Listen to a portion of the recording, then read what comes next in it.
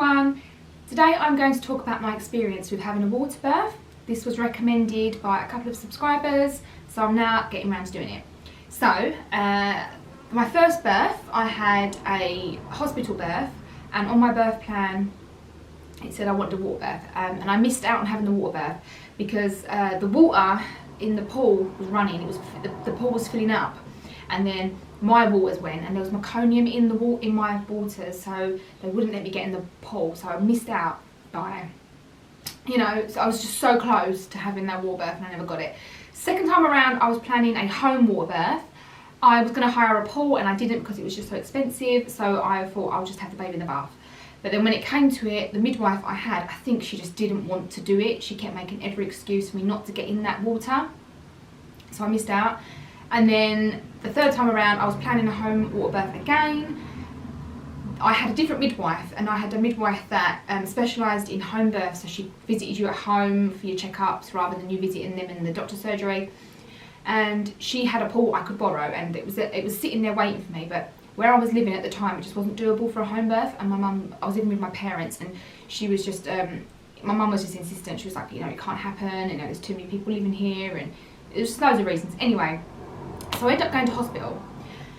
So a water birth's always appealed to me. I don't know why. I just feel like it just looks so calm and natural. It just looks, when you see people getting into the water on like birthing videos, they just sort of go in on themselves, and they just seem more calm. It just really appealed to me.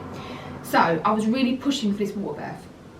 So just to give you like a time frame of like how quick it happened, my third birth was really, really fast. I got to the hospital, I parked up about 6.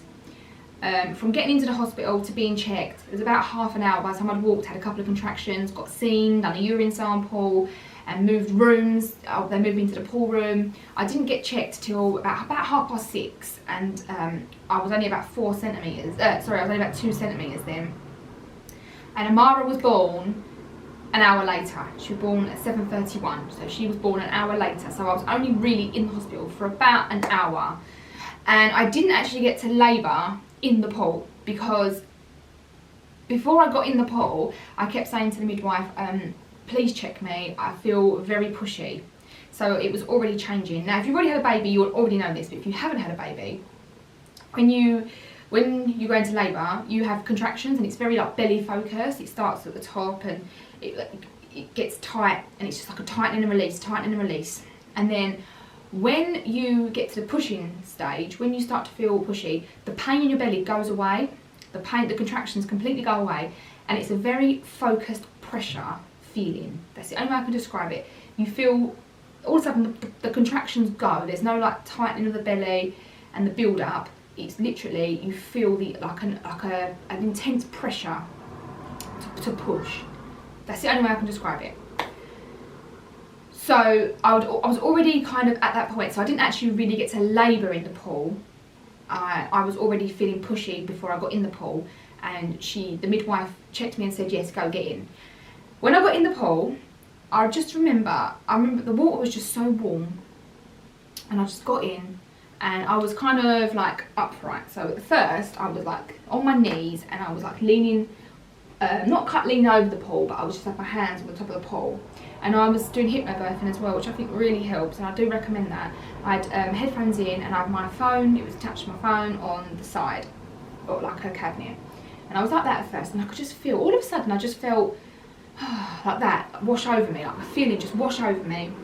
And it just felt like very calm, like, oh, that feels nice.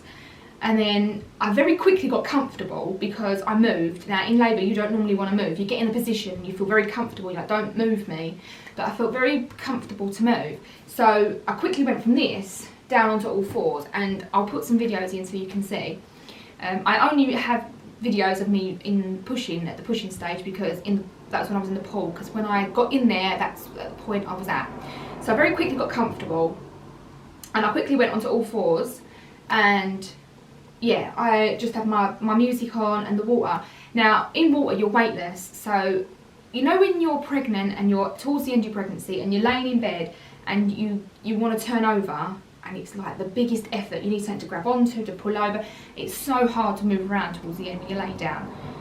But in the pool, it's so easy. You're weightless in the pool, so it's very easy to move. It's very easy to get comfortable. So I was on all fours, and yeah, I just had this feeling. It was nice. And I remember asking people, what's it like having a water birth? Because I wanted to know as well. And I remember someone saying to me, I just felt calmer. I just felt like a wave of calm. And that is exactly how I would describe it.